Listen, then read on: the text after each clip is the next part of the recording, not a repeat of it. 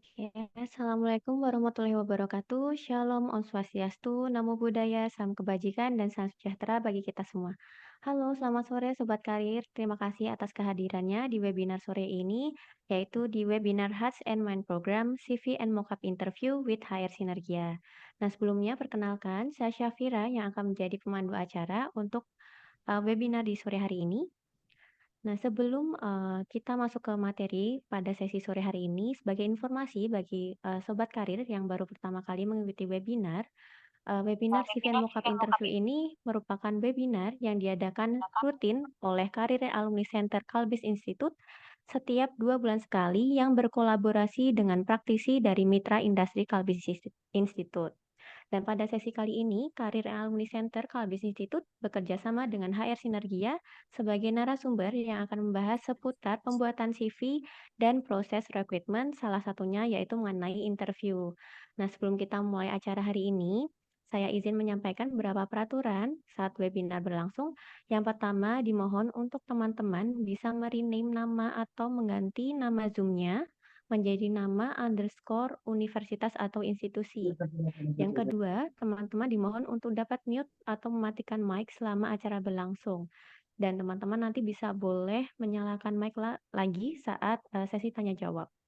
Yang ketiga, teman-teman dapat on cam dengan menggunakan virtual background yang sebelumnya telah kami share kepada teman-teman melalui email.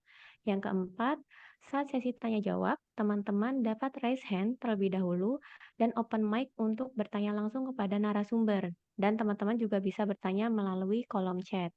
Lalu yang terakhir, bagi teman-teman yang ingin mendapatkan sertifikat, yaitu sertifikat Hearts and Mind Program, link presensi akan di-share di akhir acara atau di sesi penutup, sehingga teman-teman dimohon untuk dapat mengikuti webinar hingga acara selesai nanti.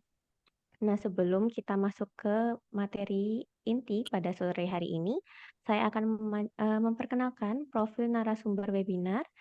Kali ini narasumber kita yaitu Bapak Win Haryoso, CHRP yang merupakan Direktur dari HR Sinergia.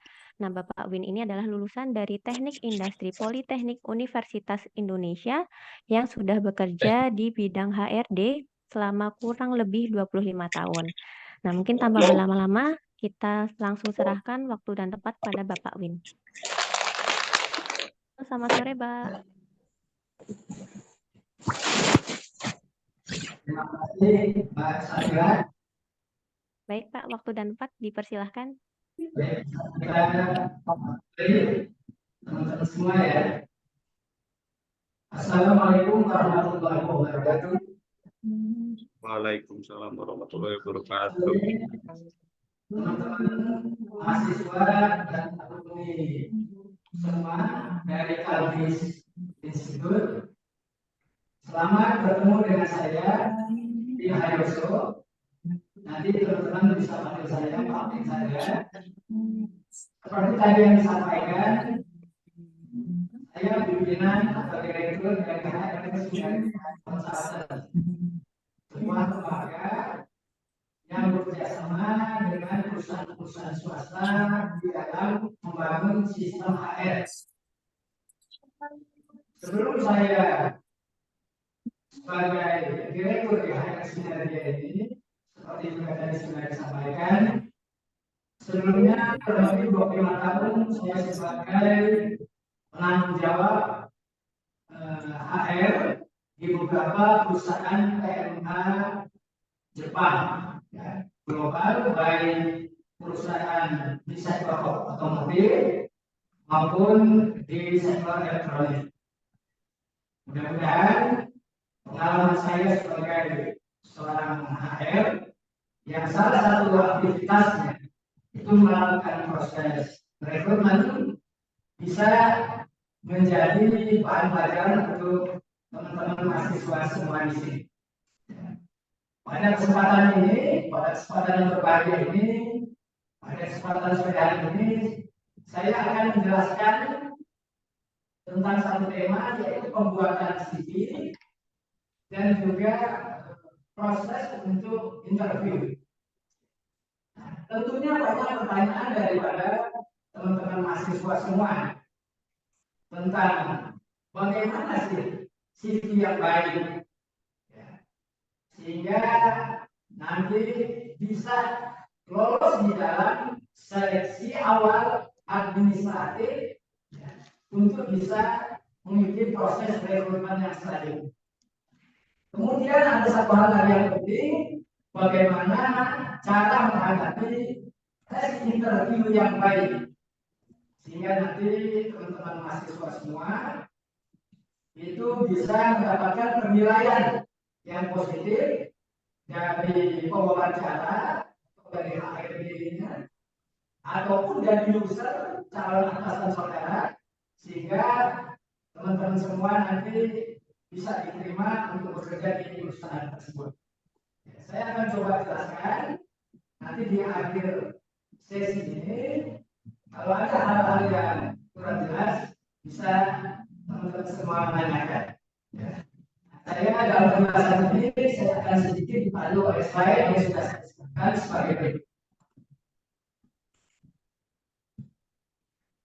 Nah, judul daripada slide ini create stand-out kurikulum VT, atau artinya membuat kurikulum VT yang menarik.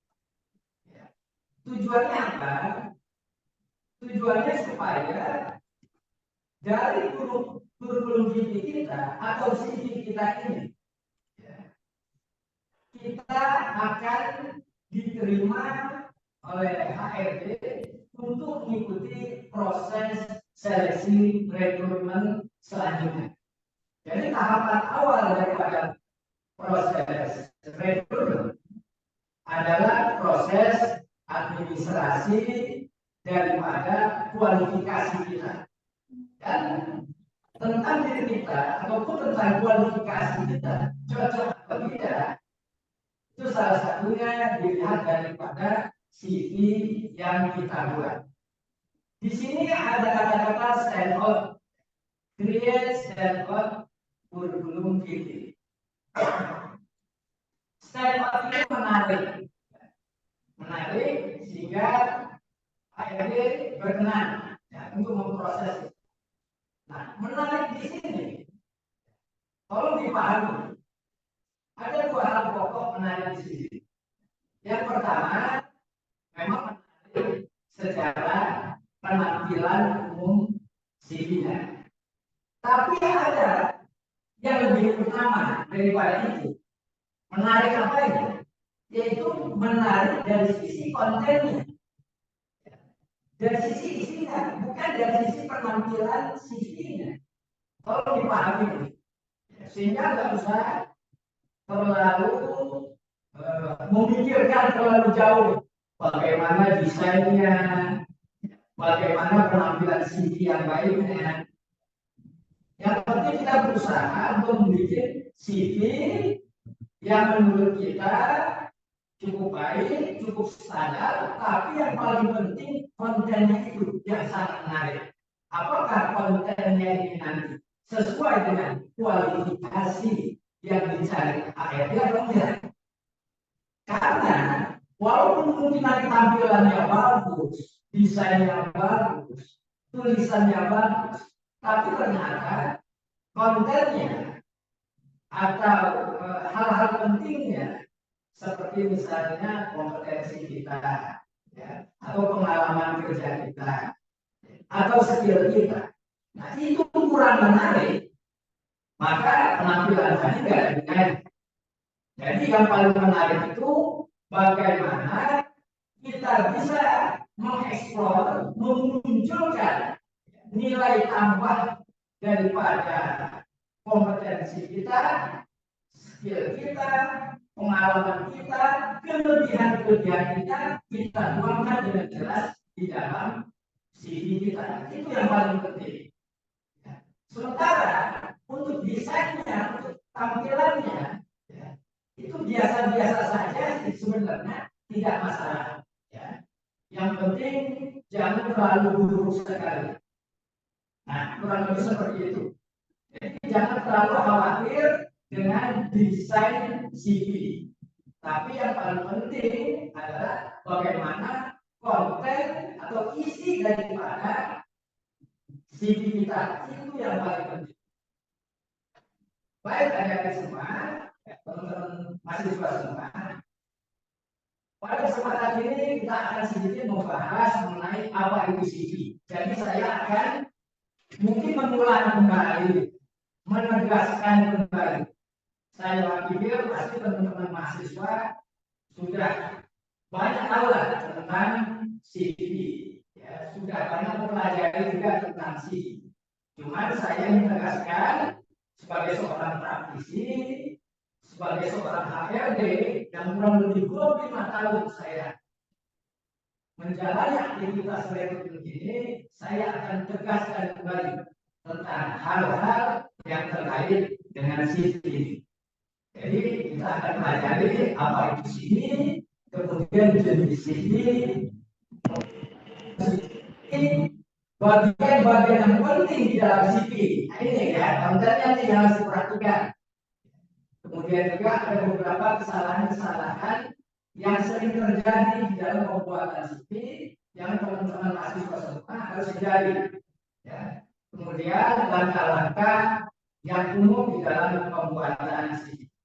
Ya, saya berpikir ini sifatnya hanya penegasan kembali dari saya sebagai seorang praktisi HRD tentang bagaimana pentingnya kita membuat CV yang baik.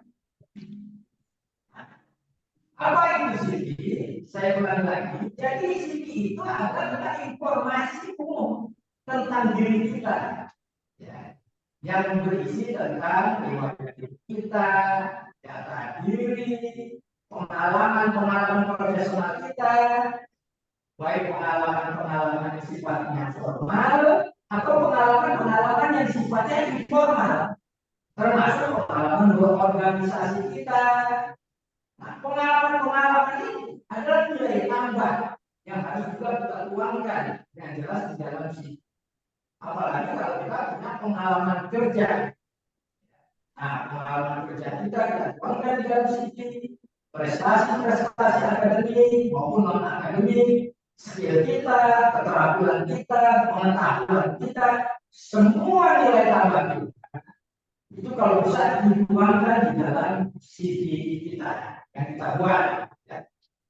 Nah, jadi jelaslah orang akan melihat siapa diri kita, seberapa jauh kualitas kita, seberapa jauh level kita, seberapa jauh nilai value daripada diri kita, itu bisa secara umum terlihat di dalam CV. Nah, ini sekali lagi yang utama, yang paling penting itu adalah kontennya. Ya, sekali lagi, yang penting itu adalah kontennya. Kalau desain sama penyusunan itu hanya sekedar nilai tambah saja.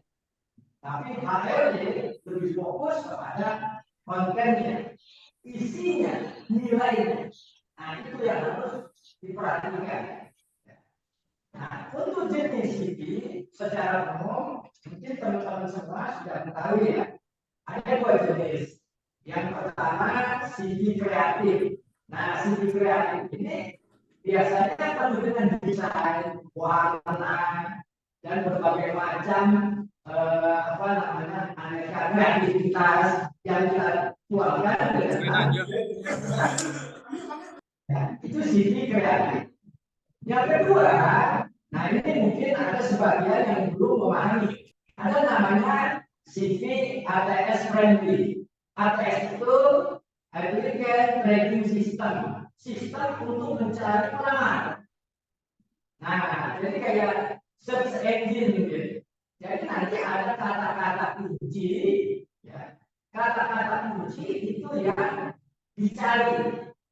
Sehingga kata-kata kunci inilah yang harus muncul di dalam CV kita. Misal contohnya, kata kuncinya engineering, kata kuncinya maintenance, kata kuncinya misalnya marketing, kata kuncinya misalnya desain, dan lain sebagainya. Nah, kata-kata ini harus muncul di dalam CV kita. Karena sekarang teman-teman semua kalau perhatikan perusahaan-perusahaan besar sekarang menggunakan sistem ATS ini, aplikasi tracking system. Kenapa mereka menggunakan ini? Karena kebutuhan daripada lamaran mereka cukup besar. Karena calon pelamarnya juga cukup banyak. Jadi tidak mungkin mereka akan mencari mensortir CV satu persatu. Tidak mungkin. Jadi mereka menggunakan sistem tracking. Sistem tracking sehingga nanti CV yang kita kirim itu nanti akan di-tracking secara otomatis untuk bisa mendapatkan apa yang dicari atau posisi yang dicari. Nah, ini nanti harus diperhatikan. Nah, sementara kalau CV kreatif tadi itu lebih banyak nanti akan bermanfaat pada perusahaan-perusahaan atau lembaga-lembaga rekrutmen yang menggunakan sistem secara konservatif atau manual, gitu ya. Nah, tapi sekarang zaman sekarang ini banyak lembaga-lembaga rekrutmen yang besar seperti misalnya BRIN atau mungkin tertentu juga mengenal yang lain misalnya Jobstreet gitu ya. Nah itu semua menggunakan sistem ATS semua. Begitu juga perusahaan-perusahaan yang besar yang pelamarnya banyak itu menggunakan sistem ini. Jadi kalau boleh saya sarankan sebaiknya CV yang kita buat yaitu CV dengan model ATS friendly, application tracking system friendly. Karena kita tidak tahu perusahaan ini menggunakan sistem ATS atau tidak. Nah, kita khawatirkan kalau kita membuat CV yang kreatif, banyak kata-kata yang nanti tidak kita perhatikan, sehingga nanti tidak ter-tracking atau tidak tertangkap sistem ATS tadi. Nah, jadi ada dua jenis CV kreatif, yaitu lamaran kerja berbentuk kreatif desain yang berwarna-warna dibuat sesuai keinginan dan kebutuhan pelamar itu biasa. Sementara CV ATS friendly desain khusus agar lolos seleksi ATS, aplikasi tracking system. Jadi kalau kita harus memilih, maka pilihlah yang aman, yang peluangnya besar, yaitu kita bikin yang sistem CV ATS friendly saja.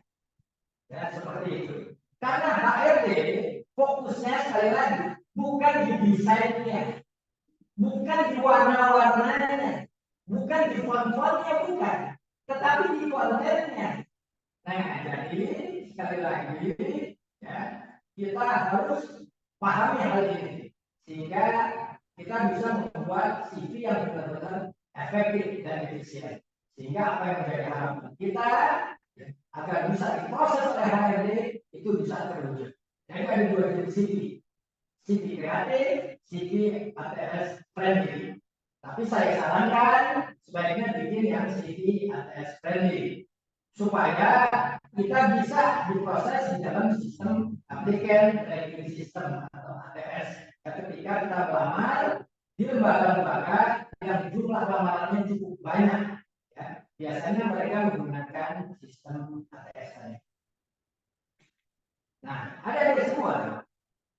Ini contoh daripada CV ATS friendly yang tadi saya sarankan. Jadi tampilannya itu hanya hitam putih saja, nggak ada warna-warnanya, ya, nggak macam-macam, nggak macam-macam. Tapi dibikin secara rapi dan teratur, dan kalimatnya juga jelas, kata-katanya jelas. Nah, dibuat dalam bentuk file A4 HVS. Font yang digunakan juga font yang umum, seperti Arial, Calibri atau Times New Roman. Dan dengan menggunakan bahasa Inggris. Kenapa harus menggunakan bahasa Inggris?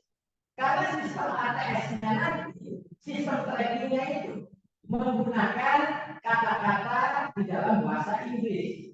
Contohnya misalnya engineering, ya. Nah, kita harus menggunakan istilah engineering, jangan misalnya permesinan. Atau bahasa maintenance. Ya, jangan menggunakan saya pernah bekerja di bagian perawatan. Ya.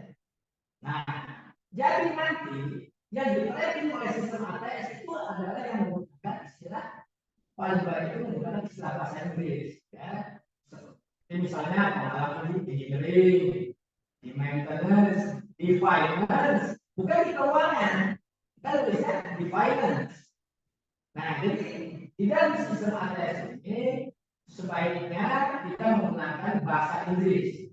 Ataupun kalau kita menggunakan bahasa Indonesia, maka untuk posisi dan jabatan kita tetap menggunakan bahasa Inggris aslinya. Seperti contoh tadi, ya, engineering, maintenance, kemudian juga finance dan lain sebagainya, quality control dan sebagainya. Jadi pergunakan istilah-istilah yang baku dari bahasa Inggris, ya, supaya nanti tertangkap di dalam mesin ATS nanti. Kurang lebih itu yang harus dipahami. Itu daripada CV ATS friendly. Nah, sekali lagi bentuknya itu sederhana saja, dibuat dengan tanpa HPS.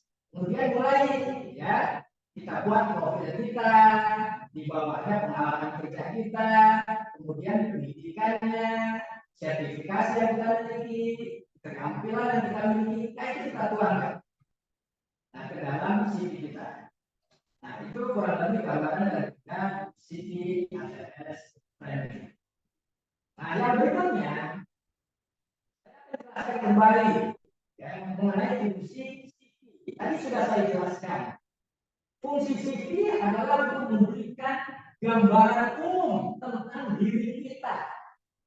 Ya, jadi dari CV itu HRD atau user itu akan melihat kesan pertama.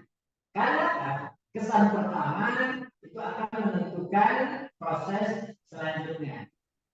Kesan pertamanya apa? Umumnya, sekali lagi kalau umumnya HRD atau user itu yang diperhatikan adalah kompetensinya, skillnya, pengalamannya, itu yang paling utama. Karena HRD user itu yang dia pegang adalah kualifikasi yang dibutuhkan. Jadi yang pertama akan mereka lihat, akan mereka cari itu adalah kualifikasi yang cocok dengan kompetensi yang dimiliki oleh pelamar. Nah, ini yang pertama dilihat. Baru setelah itu akan dilihat background atau latar belakang lainnya dari si pelamar. Misalnya, ya tadi bisa menunjukkan kesan pertamanya, ya. Kemudian bisa menarik perhatiannya. Kemudian bisa terlihat juga profesionalitasnya dari cara membuat CV-nya itu udah ketahuan. Kalau kita bikin CV berantakan, ya, nggak teratur, nggak proporsional, atau banyak salahnya, itu menunjukkan bahwa kita nggak profesionalitas. Jadi tetap harus bikin yang rapi, yang teratur, yang proporsional CV yang kita bikin, walaupun sederhana. Nah yang berikutnya dari CV ini bisa menjelaskan diri kita secara singkat. Di sini saya katakan secara singkat, ya. Kenapa? Karena untuk detailnya nanti akan ditentukan pada proses-proses selanjutnya. Antara lain pada proses interview yang pada sore hari ini juga nanti saya akan jelaskan bagaimana cara interview yang baik. Jadi CV itu hanya untuk penilaian awal administratif. Ada kecocokan antara CV kita dengan kualifikasi yang dicari oleh perusahaan. Tapi untuk penggalian kualitas lebih dalam itu akan dilakukan pada saat wawancara nanti. Nah itu fungsi daripada CV. Jadi sekali lagi teman-teman jangan terlalu khawatir, jangan terlalu bingung tentang CV, ya. Bikin saja yang sederhana, ya.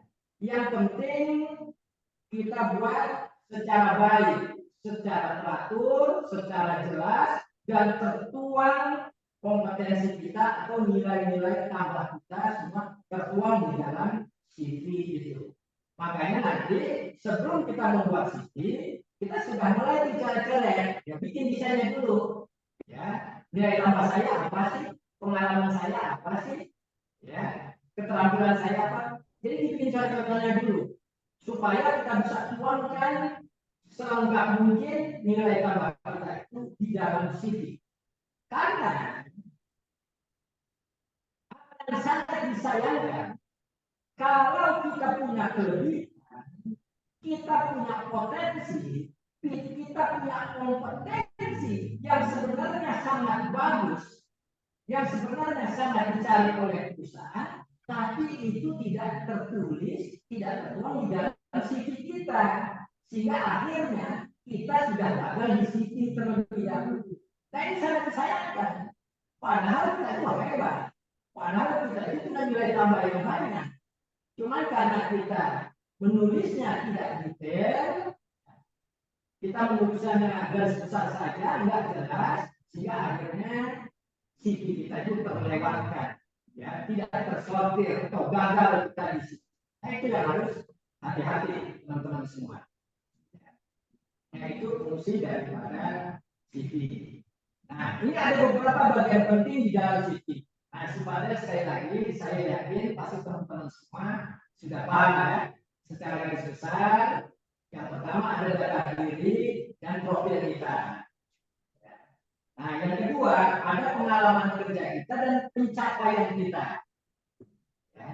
Yang ketiga, skill dan keterampilan. Jadi, teman-teman semua tolong perhatikan, yang paling utama HRD ataupun lembaga yang mencari kita itu nanti langsung akan fokus ke nomor 2 dan 3 terlebih dahulu. Dia akan lihat pengalaman kerja kita cocok nggak dengan posisi yang dibutuhkan saat ini di perusahaan itu. Nah, kemudian skill kita, keterampilan kita atau kompetensi kita cocok nggak dengan kualifikasi yang mereka cari. Nah itu. Nah kalau ini cocok, mereka pun akan melihat dengan data diri kita yang lain, ya, data diri kita. Nah jadi sekali lagi, yang paling penting yang nggak boleh kita abaikan itu terutama yang nomor 2 dan yang nomor 3. Begitu ya teman-teman semua. Ya, bukan berarti data diri kita bikin semaunya enggak, tapi secara urgensinya HRD akan user pertama-tama akan melihat yang nomor 2 dan yang nomor 3. Baik, yang berikutnya. Nah ini contoh kesalahan yang terkadang banyak terjadi, ya, yang harus dihindari. Nah, beberapa kali saya sebagai HRD, saya menemukan misalnya banyak tipe atau salah ketik. Artinya apa?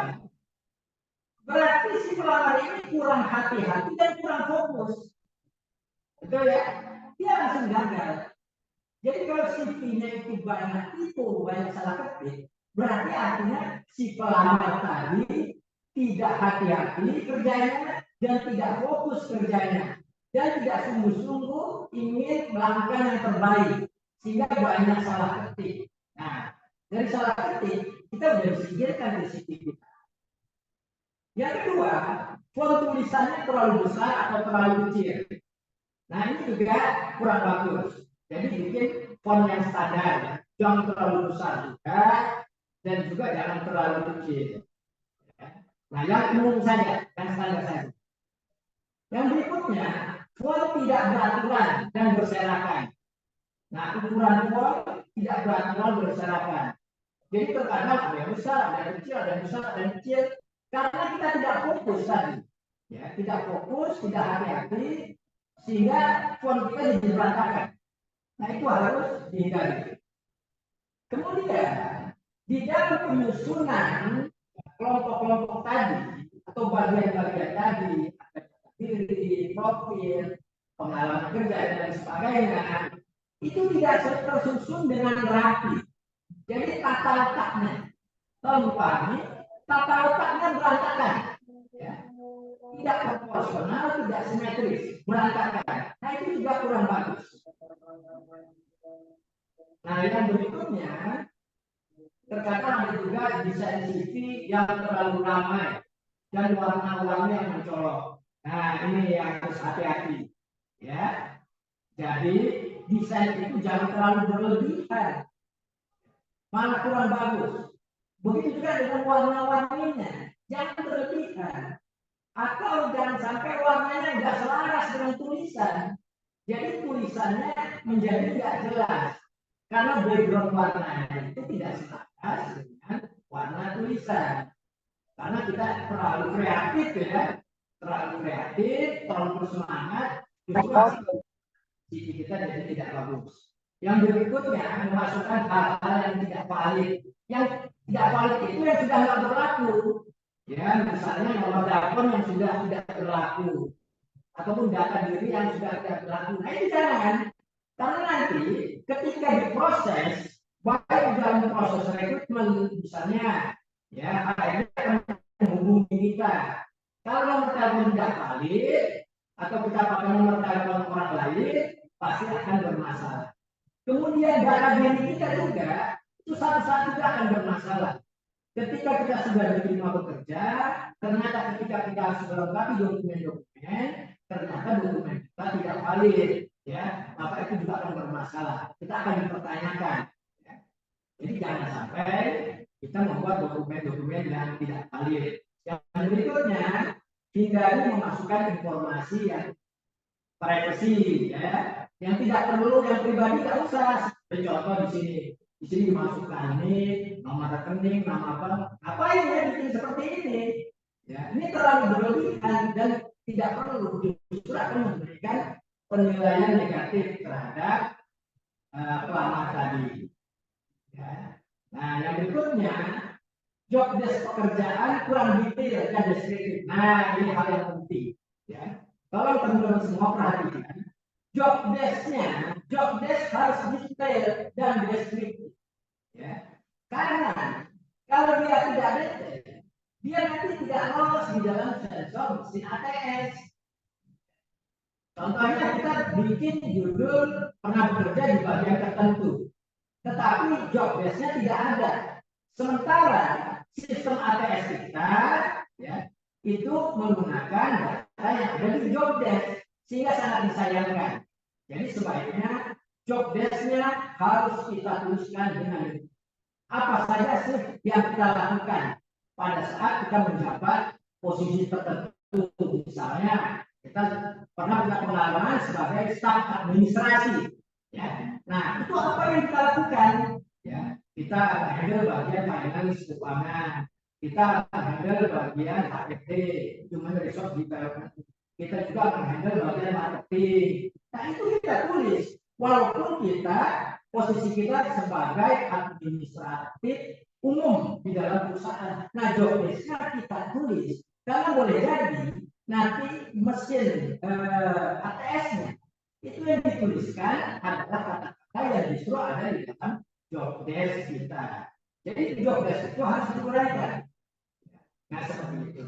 Yang berikutnya kesalahan yang harus dihindari, penggunaan bahasa atau kata yang sulit untuk dipahami. Ya, nah itu juga jangan sampai terjadi, ya, karena nanti bisa terjadi kesalahpahaman atau ada yang tidak ngerti, akhirnya disingkirkan saja.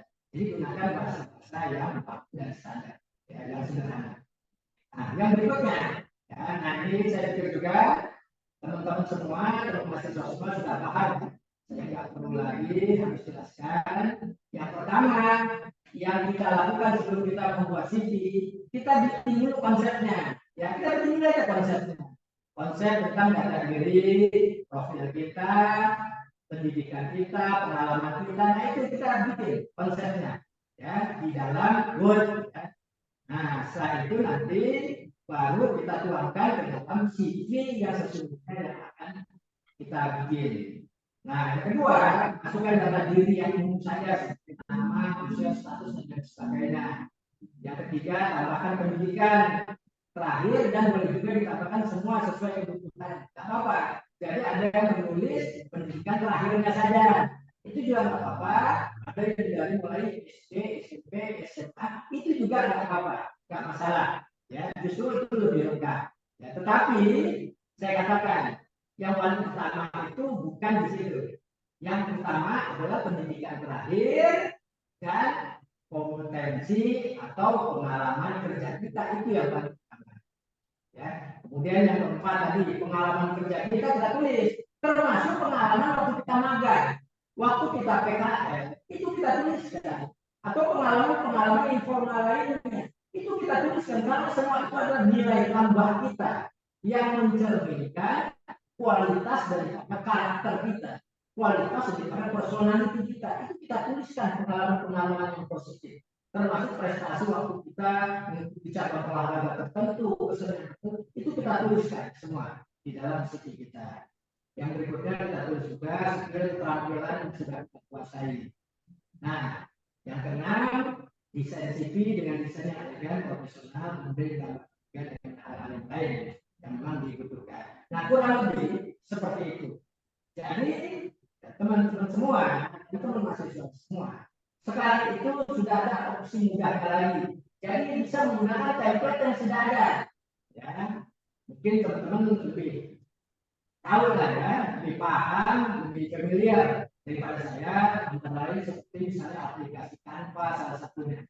Nah, itu setelah konsep jadi, langsung kita tuangkan di dalam template dari aplikasi itu. Sekarang sudah banyak aplikasi-aplikasi itu. Nah, tapi tolong diperhatikan ya, hal penting yang tadi sudah saya jelaskan di awal tadi.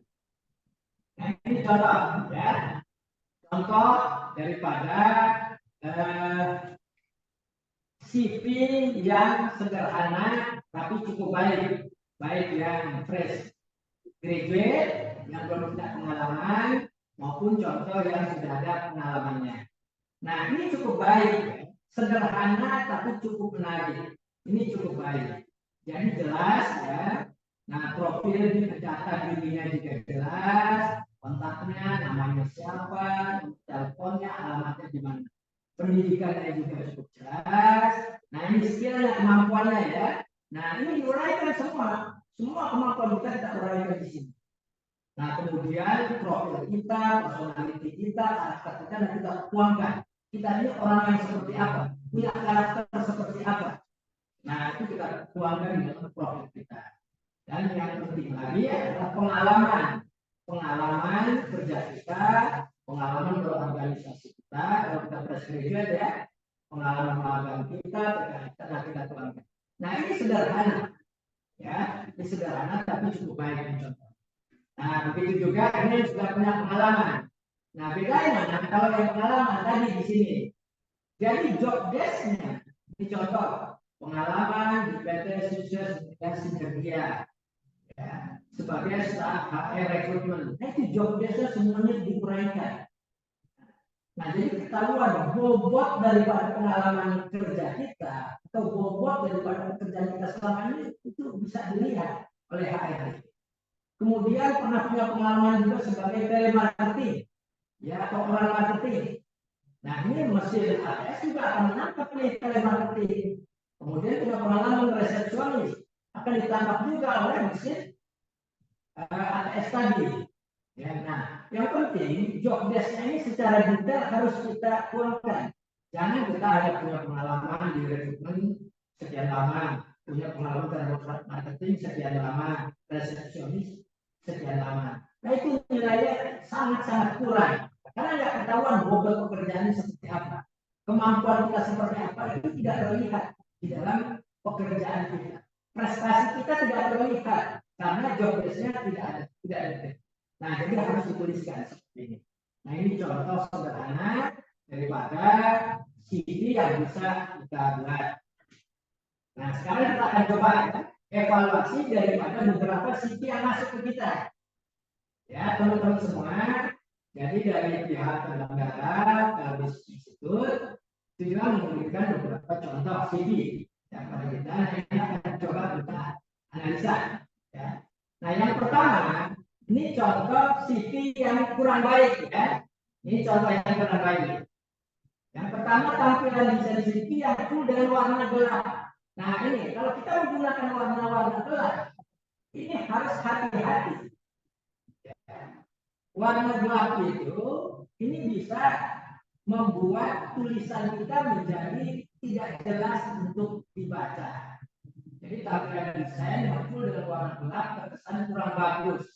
Dan tambah variasi seperti di bikin foto juga terlihat mengganggu. Nah, jadi jangan sampai kita menggunakan warna-warna yang didominasi warna gelap. Jadi tolong perhatikan.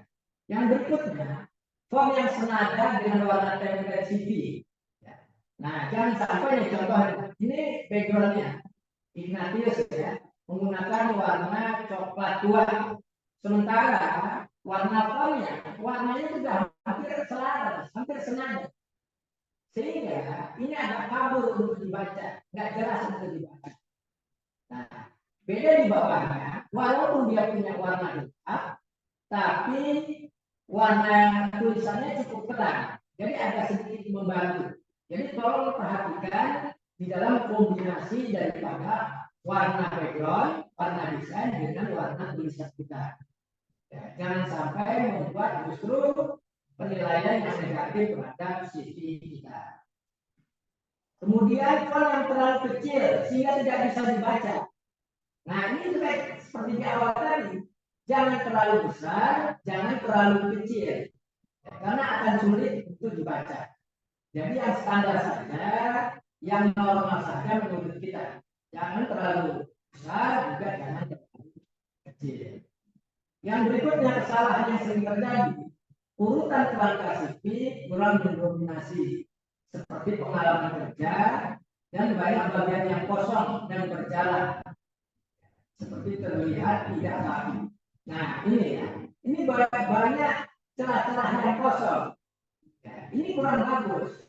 Seharusnya ini area yang ini definitif ya, ini bisa dimaksimalkan dengan mendetailkan ya keterangan-keterangan tambahannya.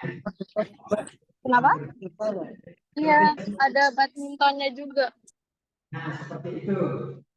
Baik, yang berikutnya, foto CV sebaiknya gunakan foto formal dan formal. Ya. Baik, kita lanjutkan. Nah, ini contoh yang cukup baik. Ya. Cukup baik, saya katakan cukup baik, sederhana tapi cukup baik. Ya. Nah, ini atas nama Arya. Jadi kombinasi warnanya sederhana, penyusunannya juga cukup profesional, kemudian job desk-nya juga cukup diuraikan, skillnya juga cukup diuraikan. Jadi contoh daripada penampilan desain secara umum yang cukup baik. Nah, kemudian Daniel ya, walaupun di blog, tetapi tulisannya cukup jelas terbaca. Kemudian juga cara penyusunannya juga cukup rapi, cukup selaras, proporsional.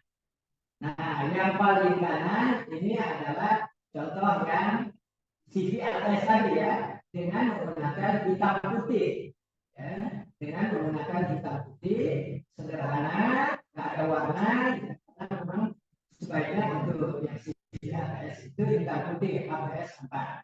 Nah, ini contoh daripada CV-CV yang cukup baik, yang cukup baik. Tidak baik sekali, itu cukup baik. Nah, ini bisa seperti ini. Kalau yang tadi itu nggak jelas. Baik, yang berikutnya kesimpulan.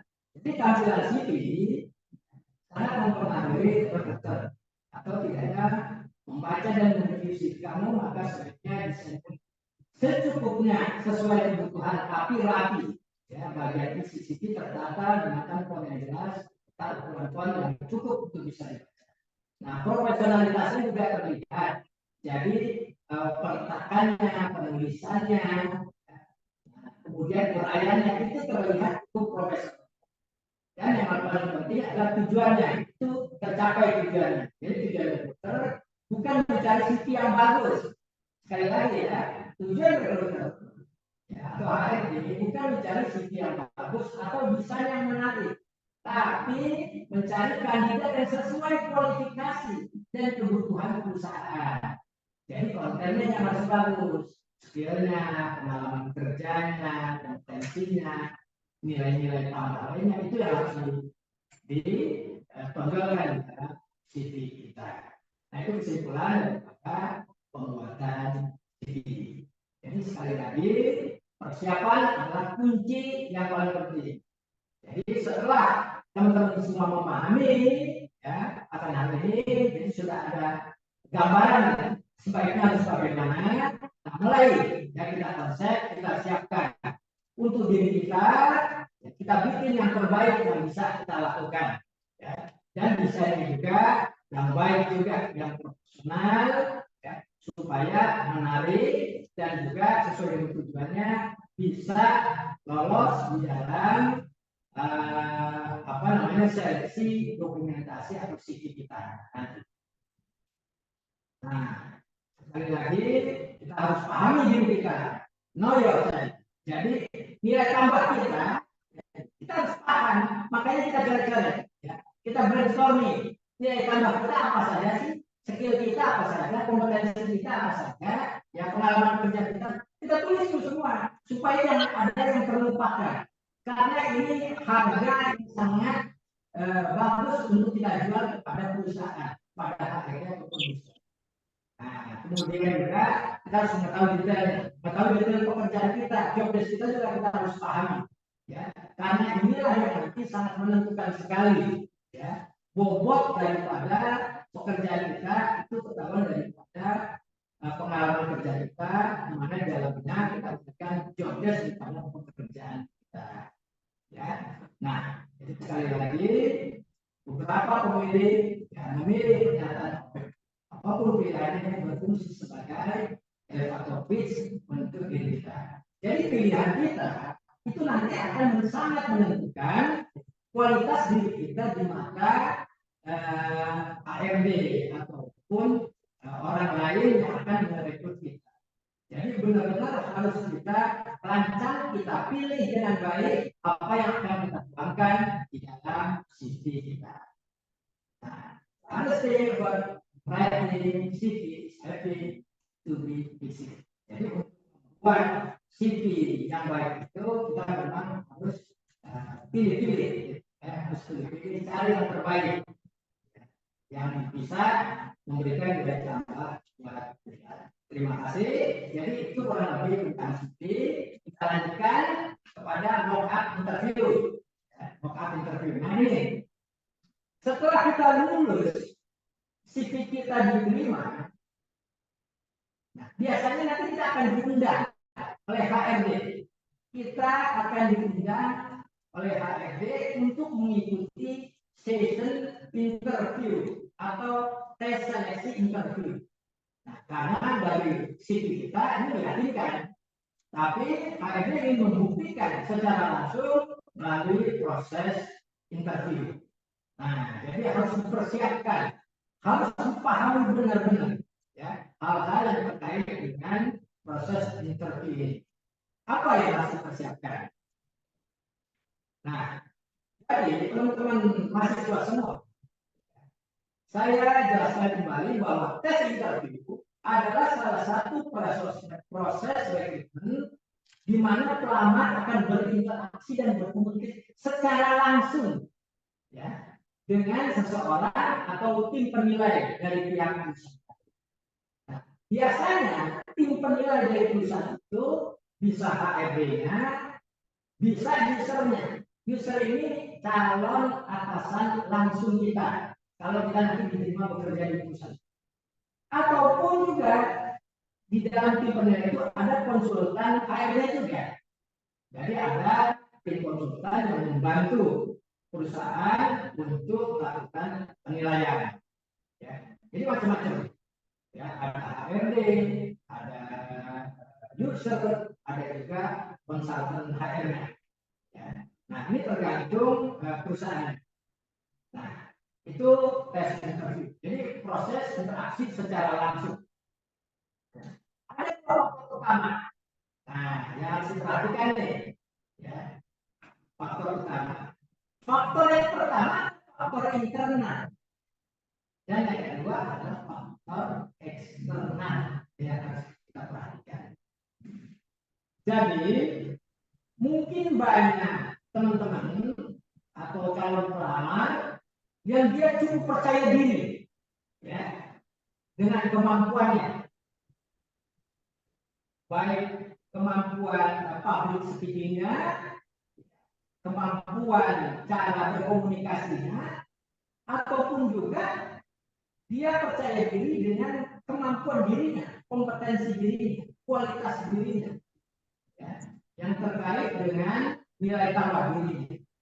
Tetapi banyak juga, banyak juga dari pelamar atau kandidat, ya, mereka yang mungkin secara kualitas diri, kompetensi diri dia bagus, dia punya nilai tambah yang bagus, dia punya pengalaman kerja yang bagus, tapi banyak yang dia lemah di dalam faktor internal atau pengendalian dirinya.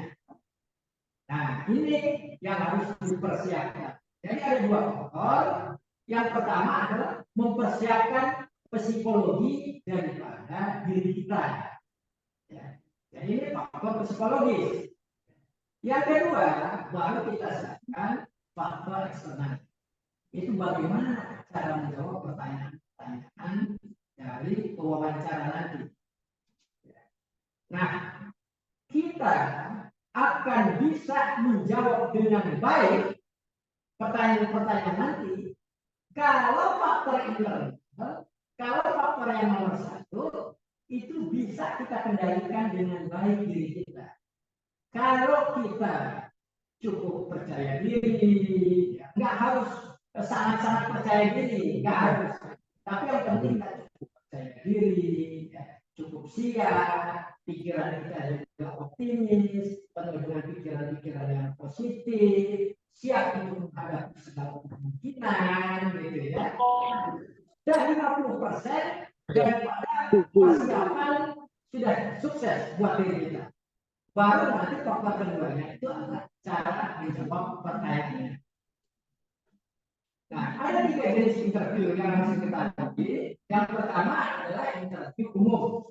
Ya, biasanya hanya sekedar menilai karakter, potensi, dan pola pikir. Nah, ini biasanya interview ini banyak dilakukan untuk fresh graduate, ya, ataupun yang level pendidikannya relatif lebih rendah, misalnya SMA, SMK, S3. Nah, seperti itu banyak dilakukan interview umum. Interview yang kedua, interview berbasis kompetensi. Nah, ini yang banyak dilakukan. Jadi untuk mahasiswa, ya, untuk para siswa, ya, teman-teman mahasiswa, biasanya yang dilakukan adalah interview berbasis kompetensi, menilai kompetensi, ya, yang ada di dalam diri kita. Nah, termasuk juga mereka yang sudah pengalaman kerja juga. Biasanya nanti yang dinilai itu adalah kompetensinya pada saat dia bekerja. Jadi itu yang digali. Masalah kompetensi itu yang mendominasi pertanyaan. Namanya interview berbasis kompetensi. Dan yang terakhir adalah interview berbasis perilaku. Nah, ini menilai kedua-duanya, menilai karakternya, cara kerjanya, perilakunya, termasuk kedalaman atau kualitas daripada kompetensinya. Jadi nggak hanya sekedar kompetensi secara umum saja. Misalnya contoh, saya punya kemampuan engineering, saya punya kemampuan misalnya maintenance, saya punya kemampuan finance. Nah, di dalam interview berbasis perilaku ini, kemampuan engineering kita, maintenance kita, atau kemampuan finance kita, accounting kita, itu digali sampai dalam, sehingga ketahuan kita berada di level mana daripada kompetensi kita. Nah, ini biasanya banyak dilakukan untuk posisi-posisi yang punya tanggung jawab yang besar. Salah satunya adalah posisi-posisi pimpinan kerja. Nah, ini banyak dilakukan interview berbasis perilaku. Ya, jadi ada 3, interview umum, interview berbasis kompetensi, interview berbasis perilaku. Ya, nah, itulah kurang lebih ya, yang bisa saya jelaskan. Untuk selanjutnya nanti bisa kita tanya jawab atau mungkin ada yang bersedia untuk Oh, udah tadi. wawancara secara langsung dengan saya. Kita simulasikan ya, sesuai dengan judul kita, mock up interview. Terus selanjutnya saya kembalikan kepada moderator Bang Sabira. Monggo, Bang Sabira. Baik, terima kasih Pak Win atas materi yang telah disampaikan. Nah, untuk teman-teman, sebelum kita masuk ke sesi tanya jawab, akan ada mock-up interview bersama Pak Win. Bagi teman-teman yang ingin latihan interview bersama Pak Win, boleh raise hand. Mumpung berkesempatan untuk latihan langsung wawancara, baik kerja maupun untuk wawancara interview. Interview yang nanti akan teman-teman semua hadapi, ya, ketika mengikuti sesi yang sebenarnya di perusahaan. Betul, silahkan teman-teman. Ada yang mau mencoba latihan bersama? Oke, baik, ini ada Kak Kenneth, Pak Kweto. Halo Kak Kenneth. Halo, Pak. Halo, Bu Safira. Selamat siang. Boleh Pak Win, silakan Pak Kenneth. Saya panggil Mas Kenneth ya. Nggak apa-apa ya? Oke, baik. Terima kasih Mas Kenneth atas kehadirannya di dalam tes interview pada sore hari ini. Sudah siap untuk interview, Mas Kenneth? Siapa? Sudah siap ya? Oke. Jadi pertama-tama saya minta tolong untuk memperkenalkan dirinya, menjelaskan tentang latar belakang dirinya, sekaligus pengalaman yang pernah pengalaman kerja ataupun pengalaman berorganisasi yang pernah dilakukan atau dialami oleh Mas Kenneth. Ya, silakan jelaskan secara panjang. Silakan. Nama saya Kenneth Papito. Saya lahir di Jakarta, tinggal di Bekasi. Umur saya 21 tahun. Aku angkatan DKV dari Kalbis Institute. Aku sempat magang pada tahun 2023 sebagai ilustrator di Lentera di Pantara, publisher buku-buku si Pramudia Anantatur. Saya mahir dalam ilustrasi. Aku menggunakan Flexio Paint. Dan saat ini aku lagi mencari kerja sebagai ilustrator. Oke, Mas Kenneth. Mas Kenneth ya.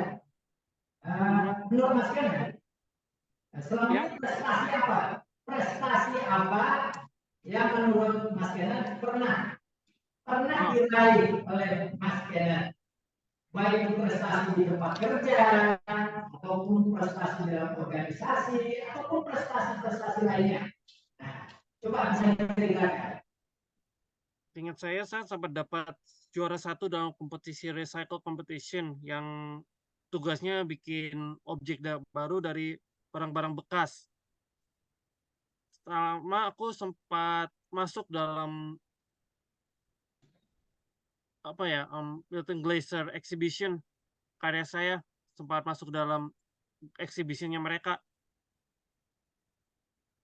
Coba bisa nggak Mas Kenneth ceritakan bagaimana proses atau tahapan-tahapan yang telah dilakukan oleh Mas Kenneth sehingga Mas Kenneth bisa meraih prestasi itu. Saya ingin lihat bagaimana proses-prosesnya. Apa yang dilakukan oleh Mas Kenneth sehingga bisa meraih prestasi yang tadi disebutkan. Coba uraikan, jelaskan. Biasanya kalau untuk dapat prestasi aku biasanya ini ikutin perintah dosen dengan saksama. Aku dengar dia dengan baik-baik, lalu tanya-tanya orang lain biar bisa konfirmasi itu benar atau enggak informasinya. Nah, kalau benar lalu aku kerjain sebisa yang saya mungkin. Nah, untuk agar saya bisa mengerjakannya biar dapat prestasi, aku lihat-lihat di internet. Ini sebagai inspirasi. Lalu inspirasi tersebut saya gunakan untuk buat basis dari karya yang saya mau buat. Nah, karya tersebut aku ini olah, ini di sketsa, dibikin line art, lalu diwarnain. Aku juga pakai internet juga untuk sebagai ini inspirasi, tapi nggak sampai copy paste, cuman taruh Oke, di otak aja biar Mas Kenan, ngerti. Mas Kenan, waktu melakukan proses-proses tadi, tentunya kan ada tantangan-tantangan, kendala-kendala, nggak gampang-gampang kita untuk bisa meraihnya kan.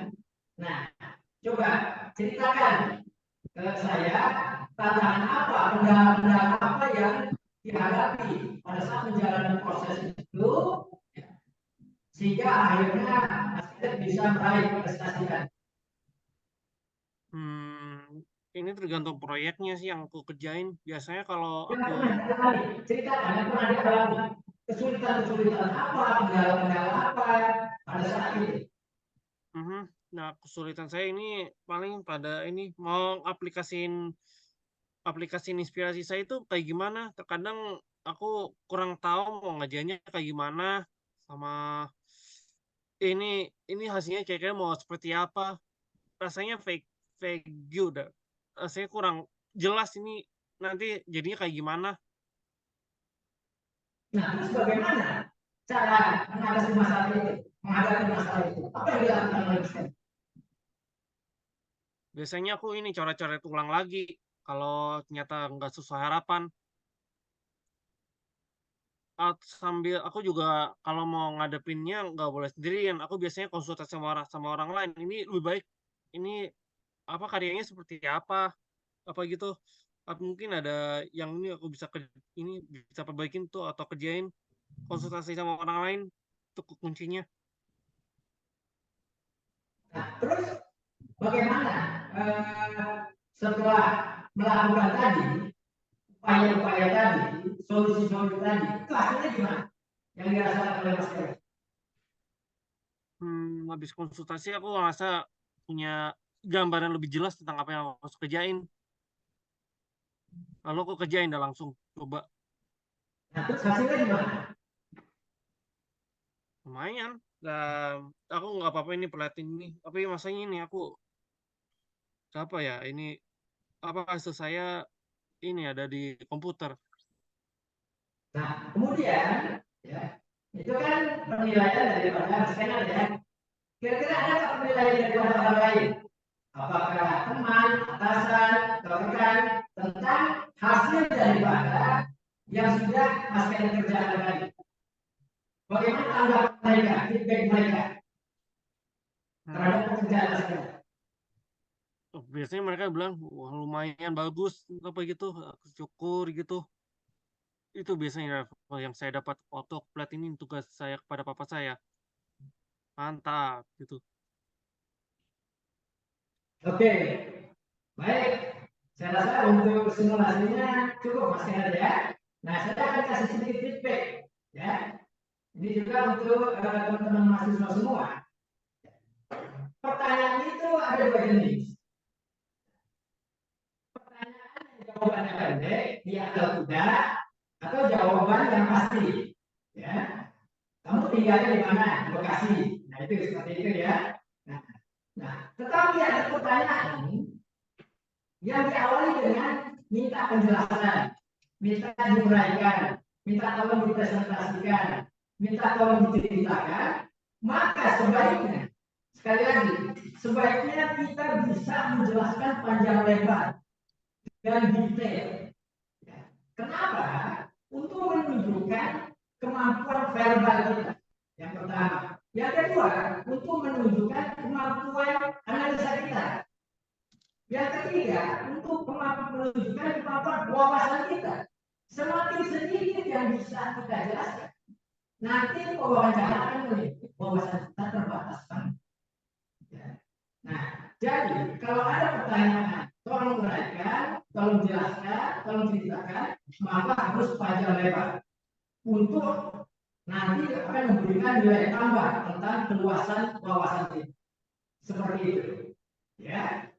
Nah, jadi kurang lebih simulasinya seperti itu. Nanti kalau kita yang sesungguhnya, mohon lebih dipersiapkan lagi, Mas Kenan ya. Terima kasih banyak atas simulasi. Monggo silakan yang Berarti aku lain. ini ya harus ini ya. Untuk kalau Boleh. penjelasan harus ini ya, harus kasih tahu ini ya wawasan saya seperti apa. Oh iya betul. Jadi harus panjang lebar, harus detail. Jadi kita harus mengeluarkan nilai-nilai positif yang ada di dalam diri kita.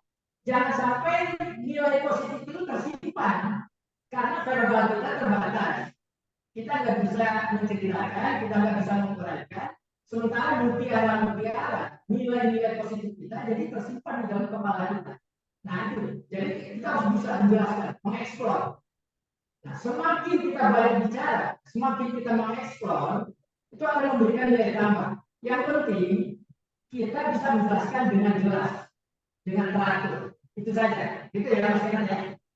Oke, aku udah catat. Jika interview meminta Anda untuk menjelaskan sesuatu, itu artinya mereka mengukur seberapa banyak wawasan yang Anda miliki seputar sesuatu tersebut.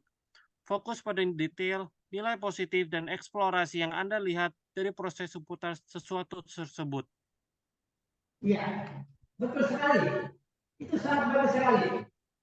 Ya. Nah, itu ya Siapa? harus dipahami. Paham? Ya. Cukup Mas Kana? Ya, udah nyatat. Oke. Terima kasih ya. Sama-sama. Oh, yang lain. Yang mau kita latihan. Baik, terima kasih Kak Kenneth atas partisipasinya. Mungkin teman-teman yang lain ada yang mau mencoba mock-up interview bersama Pak Win juga. Jadi mungkin tadi saran dari Pak Win untuk Kak Kenneth dan teman-teman lainnya, jika ada pertanyaan jelaskan, mungkin bisa dipaparkan lebih panjang mengenai proses-proses yang pernah dialami teman-teman saat mengerjakan tugas ataupun pekerjaan sebelumnya. Seperti itu. Tuh ya Pak. Baik teman-teman, ada yang mau mencoba mock-up interview lagi? Sebagai simulasi ini nggak perlu takut ya teman-teman. Di sini kita mah latihan bersama. Jadi nanti kalaupun teman-teman ada yang masih belum jelas, akan dijelaskan oleh Pak Win seperti dengan Kak Ken tadi. Oh, jangan malu, silakan. Ya, teman-teman ada yang mau mencoba? Mungkin satu kita masuk ke sesi. Kamu langsung tanya jawab, juga nggak apa-apa.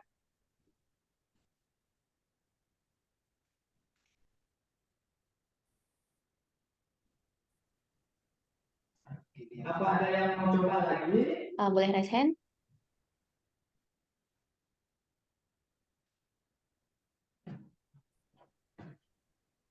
Silakan.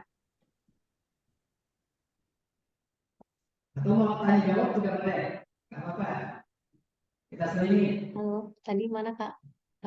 Kirian ya, kalau nggak salah. Raise hand. Mas Kirian.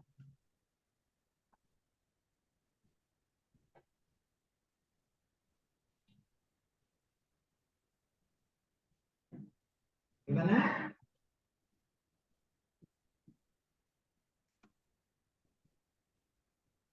Gimana? Atau ada yang lain? Teman-teman ada yang mau mencoba? Kita latihan, nggak lama-lama. Hanya 5 menit saja.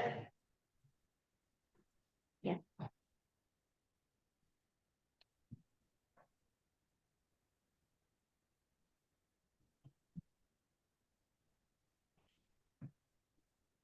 Oke. Kalau nggak ada, nggak apa-apa. Kita langsung tanya jawab aja. Mungkin ada yang belum jelas tentang hal yang terkait dengan CV maupun interview, boleh. Ada yang mau coba latihan interview juga boleh. Silakan. Gimana teman-teman? Ada yang mau mencoba? Mungkin satu lagi ya Pak untuk sesi. Kerja. Ibu Evita? Bu Evita. Oh, lakinya. Halo? Gimana teman-teman? Ada yang mau mencoba? Terakhir, sebelum kita nanti masuk ke sesi tanya jawab. Sekalian kita latihan interview sebelum teman-teman nanti persiapan mencari pekerjaan ataupun persiapan interview magang ya, karena magang sekarang juga ada sesi interviewnya. Ya, betul. Jadi kita bisa latihan bersama di sini sebelum nanti teman-teman ketemu HR-nya aslinya di perusahaan yang teman-teman apply nantinya. Gimana teman-teman, dari 116 partisipan ada yang mau mencoba? Malu-malu sepertinya Pak Win ya. Iya, nah itu yang tadi persiapan internal. Kalau kita malu-malu, nanti pada saat kita harus menjawab pertanyaan HRD, itu nanti akan berpengaruh buruk. Makanya harus banyak berlatih. Silahkan. Harus banyak berlatih. Ya teman-teman yang mau mencoba boleh raise hand. Terlebih dahulu tidak usah open cam juga tidak apa-apa. Yang penting Gak apa-apa. tanya jawab. Ya. Tapi kalau bisa open cam ya. Gimana teman-teman? Ada? Tidak? Atau tanya jawab aja nggak apa-apa, Kak Safira. Ada yang nggak jelas, boleh tanyakan.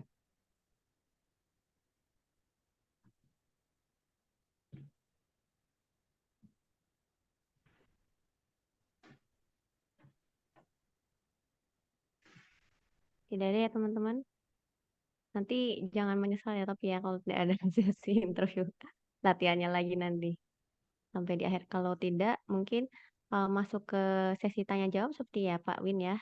Sebelum kita nanti masuk ke sesi penutup. Silakan. Boleh dari teman-teman ada yang mau bertanya mengenai pembuatan CV ataupun interview. Sebelum nanti teman-teman akan mungkin mengikuti tes di aslinya. Boleh nanti silahkan open mic atau juga lewat kolom chat ya teman-teman.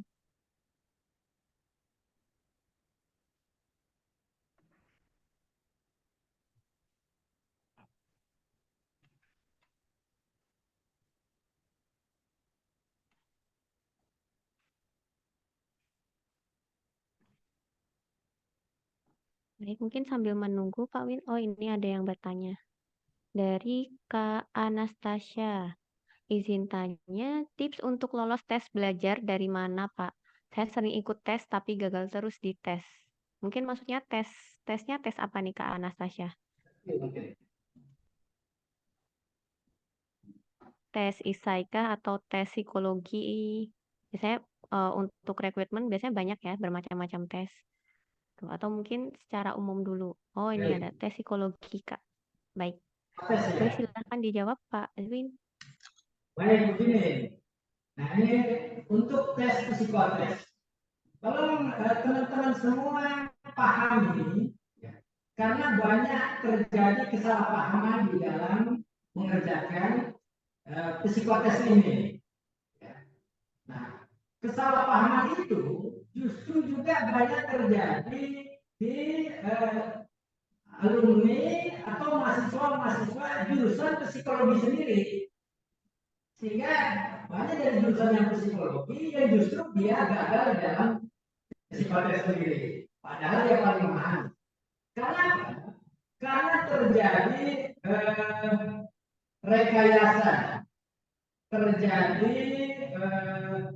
ketidaksesuaian antara dirinya dengan jawaban yang dia berikan di dalam tes psikotes tadi.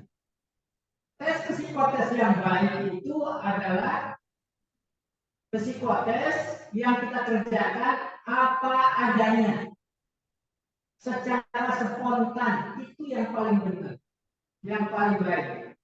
Jangan sampai kita sudah punya anggapan-anggapan bahwa kalau menjawab ini harus begini, kalau mengerjakan ini harus begini, kalau mengerjakan ini harus begini. Nah itu yang bisa merusak daripada keakuratan dari pengisian kita. Jadi tes psikotes itu kan tes penilaian benar atau salah, bukan, ya, bukan benar atau salah. Semua soalnya itu dianggap benar. Cuma mana yang paling sesuai dengan diri kita. Maka kita harus bisa memberikan jawaban yang sesuai dengan diri kita apa adanya. Kita nggak bisa nyontek kanan kiri. Ya, karena tiap orang punya kepribadian yang berbeda-beda. Nah, jadi yang penting pada saat tes kondisi fisik kita sehat, kita ikuti panduan atau instruksi yang ada, kemudian kita kerjakan dengan sebaik-baiknya tes psikotes tadi. Sehingga hasilnya itu nanti original, hasilnya murni menggambarkan kualitas daripada personality kita. Jadi psikotes itu biasanya menggunakan beberapa tool. Nah, antara tool yang satu dengan tool yang lain ini harus selaras. Yang sering terjadi adalah ketidakselarasan. Ketika kita mengerjakan pada tool yang satu, menggambarkan bahwa kita orang yang senang bekerja sendiri, ya individu. Tapi pada tool yang lain, kok kita mencerminkan orang yang senang bekerja bersama-sama. Nah, sehingga terjadi kontradiksi. Nah, ini yang menyebabkan tes interview kita, tes psikotes kita akhirnya gagal. Ya, jadi kerjakan apa adanya menurut kemampuan kita. Yang penting kita bisa mengikuti instruksi yang ada dengan sebaik-baiknya. Kalau ada yang tidak jelas, bisa kita tanyakan kepada pemandu daripada psikotes tadi. Ya, kurang lebih jawabannya seperti itu. Bagi mereka yang sering mengalami gagal di psikotes. Yang berikutnya silakan. Baik, terima kasih Pak Win. Semoga menjawab ya untuk pertanyaan dari Kak Anastasia. Kita lanjut di pertanyaan selanjutnya. Ini ada dari Kak Nabila Daniasti. Saya izin tanya Pak, sebagai seorang HR, menurut Bapak CV yang dengan model apa yang lebih diterima HR? Apakah CV dengan format kreatif atau CV dengan format ATS? Terima kasih. Nah, ini pertanyaan bagus, ya. Tadi di awal sudah saya jelaskan, ya, kedudukan daripada CV itu. Jadi, bagi seorang HR, praktisi, desain itu, tampilan itu, kreativitas itu, sebenarnya nggak penting-penting banget. Sebenarnya tidak penting-penting banget. Yang penting adalah isinya, kontennya, ya. Dalam hal ini kompetensi kita apa, skill kita apa, pengalaman kerja kita itu apa. Jadi kalau tadi ada pertanyaan mana yang lebih baik, apakah CV kreatif atau CV ATS friendly, maka saya sarankan sebaiknya CV ATS friendly saja. Kenapa? Tadi karena yang dilihat oleh HR itu bukan desainnya, bukan warnanya, bukan, tapi kontennya. Lalu kenapa harus CV ATS? Karena sekarang, zaman sekarang, itu HRD, perusahaan-perusahaan besar, lembaga-lembaga rekrutmen, seperti Grid, seperti Jobstreet, itu menggunakan mesin ATS, ya, semacam kayak search engine gitu. Jadi dia hanya mengetik kata-kata pokoknya, kata key-nya itu utamanya, kemudian dari ribuan CV itu nanti akan tersortir dengan sendirinya. Ya. Nah, kalau kita pakai CV yang kreatif, pakai desain, itu dikhawatirkan itu akan mengaburkan, ya, di dalam proses pencarian dengan mesin ATS tadi. Makanya tadi disarankan kita menggunakan sistem ATS di mana kertasnya 4, hitam putih saja, nggak usah dikasih warna, kemudian pakai bahasa Inggris, terutama untuk posisi kerja atau kompetensi kita itu pakai bahasa Inggrisnya, jangan diterjemahkan ke dalam bahasa Indonesia. Contoh maintenance, kita tulis maintenance, jangan kita tulis perawatan. Kemudian finance, kita tulis finance di bahasa Inggrisnya, jangan kita tulis keuangan, ya. Nah seperti itu. Jadi kembali ke pertanyaan, sebaiknya kita bikin yang bagus dengan pakai CV yang ATS friendly. Kurang lebih seperti itu. Baik, semoga menjawab ya untuk pertanyaan dari Kak Nabila. Jadi lebih ke CV ATS ya, Pak, dengan bahasa Ya, Inggris. Seperti itu. Nah, ini mungkin pertanyaan terakhir, Pak. Melihat jamnya sudah hampir sore ya.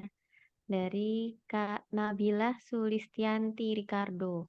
Izin bertanya, untuk menghadapi interview, bekal pengetahuan apa saja yang harus disiapkan selain dari faktor internal dan faktor eksternal tadi? Silakan. ya. Nah, kalau faktor internal adalah kepuasan diri tadi ya. Oke, kita anggap kita sudah cukup pede, sudah cukup siap mentalitas kita, sudah cukup positif mentalitas kita untuk menghadapi interview. Kemudian untuk masalah bagaimana cara menjawabnya, itu kan faktor eksternal, tergantung daripada pertanyaan-pertanyaan yang ditanyakan. Nah, di situ kita juga harus siap bagaimana cara menjawabnya tadi. Tadi saya sudah jelaskan cara menjawabnya, terutama yang sifatnya minta penjelasan, minta uraian, minta dipresentasikan, minta diceritakan, maka kita harus jawab dengan panjang lebar, dengan detail untuk menunjukkan kualitas kita, untuk menunjukkan keluasan wawasan kita, untuk menunjukkan kedalaman kompetensi kita. Dan yang terakhir, sesuai dengan pertanyaan, pengetahuan apa lagi? Nah, salah satunya adalah pengetahuan tentang perusahaan yang kita lamar itu. Karena banyak yang nanti HRD atau pewawancara yang akan melihat sejauh mana kesungguh-sungguhan kandidat atau pelamar untuk bekerja di perusahaannya. Nah, untuk melihat kesungguh-sungguhan daripada pelamar terhadap perusahaan itu, biasanya pertanyaannya akan ada dua. Yang pertama, mengapa ya, saudara ingin bekerja di perusahaan kami? Yang kedua, apa yang saudara ketahui tentang perusahaan kami? Nah, paling tidak itu dua pertanyaan yang sering ditanyakan oleh HRD ya, untuk melihat sejauh mana niat kesungguh-sungguhan dari kandidat untuk bekerja di perusahaan itu. Maka pengetahuan apa yang harus kita siapkan? Salah satunya yang paling utama pengetahuan tentang perusahaan itu. Bagaimana caranya? Kita cari melalui internet, gitu ya, melalui sosial media, ataupun dari berbagai sumber tentang perusahaan itu, yang meliputi visi misinya, yang meliputi produknya, yang meliputi prosesnya, yang meliputi orientasi pasarnya, yang meliputi juga budaya kerjanya. Kita cari sebanyak-banyaknya. Dengan kita menjelaskan panjang lebar, hanya akan yakin, wah berarti benar-benar dia pengen bekerja di perusahaan kan. Kurang lebih seperti itu. Begitu, Pak Safira. Baik, terima kasih Pak Win. Semoga menjawab ya untuk pertanyaan dari Kak Nabila. Ya, terima kasih. Nah, oke, karena keterbatasan waktu, maka kita harus mengakhiri sesi webinar di sore hari ini. Terima kasih kepada Pak Win atas materi yang telah diberikan mengenai CV dan interview pada sore hari ini.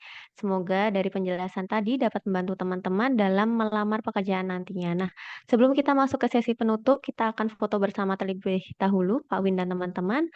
Untuk teman-teman yang belum on cam, boleh dibantu on cam dahulu untuk kita sesi foto bersama.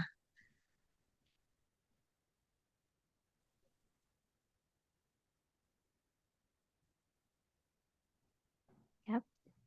Pas sudah on cam semua teman-teman, ini ada beberapa halaman. Jadi mungkin nanti ya bergantian ya fotonya. Ya, apakah sudah semua teman-teman?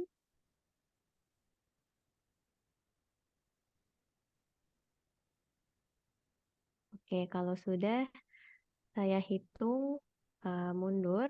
Nanti teman-teman mohon menahan posenya dulu ya, karena ini beberapa halaman, kita nggak tahu teman-teman ada di halaman berapa.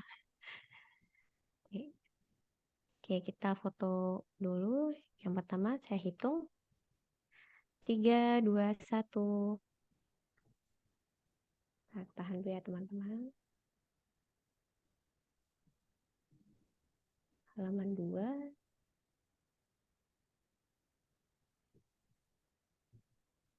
Halaman 3.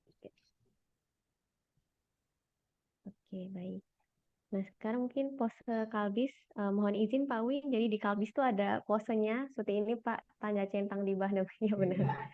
Oke. Teman-teman mungkin bisa diikuti juga pose kalbisnya. Oke, kalau sudah saya hitung. Ya. Oke, 3, 2, 1. Oke, tahan teman-teman. Yang halaman 2, 3, 2, 1. Oke, ini halaman 3, 3, 2, 1. Oke, sebentar teman-teman. Oke.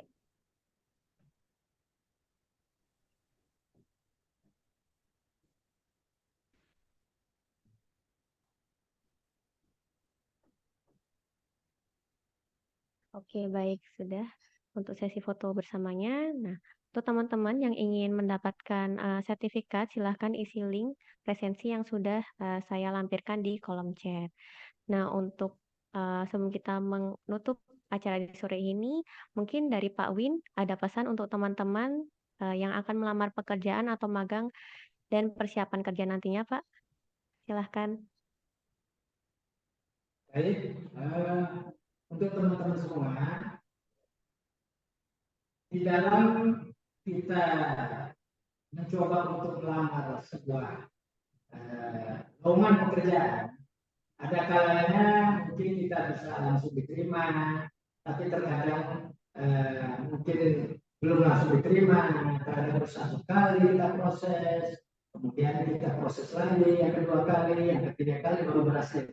Jadi yang penting jangan putus asa, ya. Yang penting kita coba untuk memperbaiki dan selalu optimis, ya, karena dengan optimis ini kita bisa memberikan yang terbaik di dalam proses seleksi rekrutmen yang bisa kita lakukan.